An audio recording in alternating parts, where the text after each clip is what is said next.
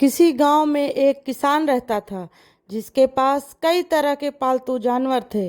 लेकिन उनमें से सबसे खास था उसका मुर्गा। यह मुर्गा न केवल देखने में सुंदर था बल्कि बहुत बुद्धिमान भी था। वह रोज सुबह सूरज निकलने से पहले बांग देकर गांव वालों को जगाता था। इसकी इस आदत से किसान बहुत खुश था। गांव के पास एक बड़ा जंगल था जिसमें कई जंगली जानवर रहते थे। उनमें से एक भी थी चालाक और भूखी लोमड़ी। वह हमेशा इसी ताक में रहती थी कि कब उसे आसान शिकार मिल जाए। कई दिनों तक वह मुर्गे को देख रही थी और सोच रही थी कैसे उसे पकड़कर खाया जाए। एक दिन लोमड़ी ने एक चालाक योजना बनाई।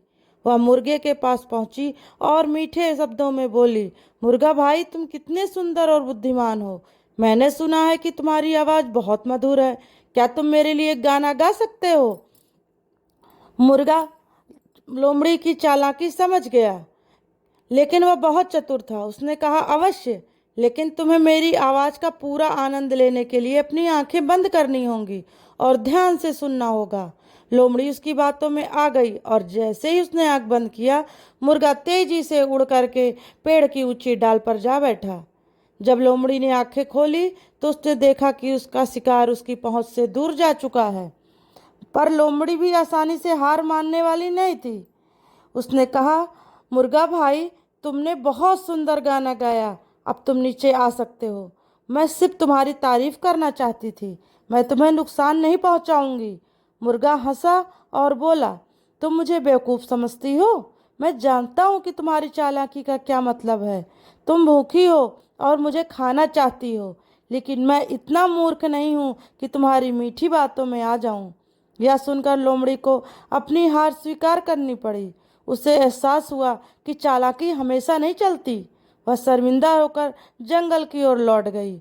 मुर्गा खुशी खुशी पेड़ पर बैठा रहा और जब सुबह हुई तो हमेशा की तरह बांग देकर गांव वालों को जगाया।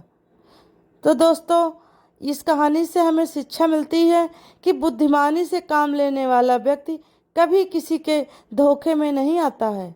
मीठी बातें हर बार सच्ची नहीं होती। हमें हमेशा सतर्क रहना चाहिए। चालाकी से ज़्यादा समझदारी और धैर्य से काम लेना जरूरी होता है।